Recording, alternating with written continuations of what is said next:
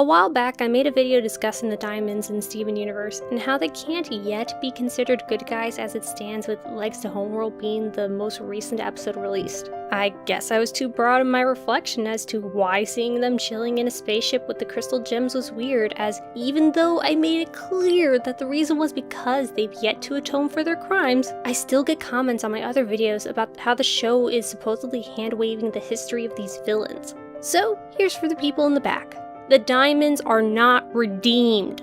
As the show currently stands in the wake of the next Steven bomb, it is a temporary truce that has put the two factions together. The past has not been reconciled, and the Crewniverse isn't expecting us to start treating the diamonds as part of the crystal gems. Actually, if you pay attention, Steven is holding the diamonds accountable by throwing his title around to get them to fix the corrupted gems. The whole reason they returned to Homeworld was to start cleaning up the mess that Blue and Yellow helped to make. Yes, they aren't currently hostile, but again, it's because of a temporary truce that will likely fall apart in the face of White Diamond, or as the diamonds start to explore what exactly this half-human, half-gem is.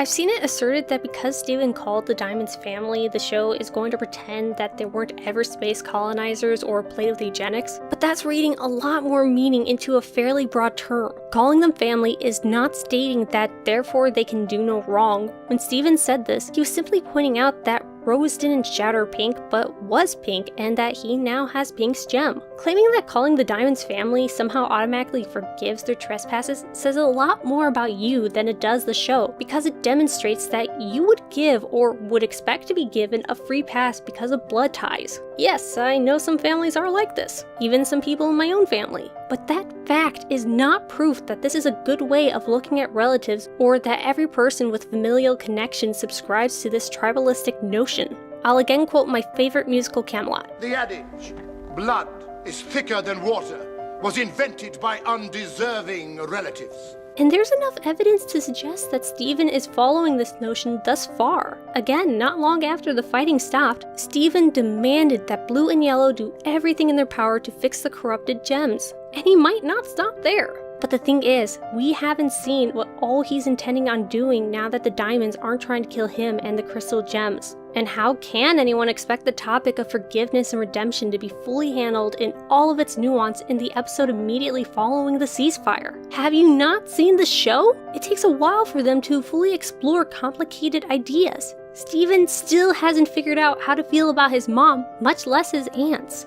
The show has barely scratched the surface on where these villains are headed, especially since only one episode has come out that starts to address this. To call out the show for forgiving gems who have committed horrendous crimes simply because they're Steven's aunts is utterly unfounded at this point, and anyone who still asserts this isn't really watching Steven Universe. We have yet to see what's in store for the diamonds, and if by show's end their wrongdoings are not addressed, then I will be right there with everyone criticizing this horrendous misstep in an otherwise pretty good show. But until then, this is not a defensible stance to have on the still running arc of the show.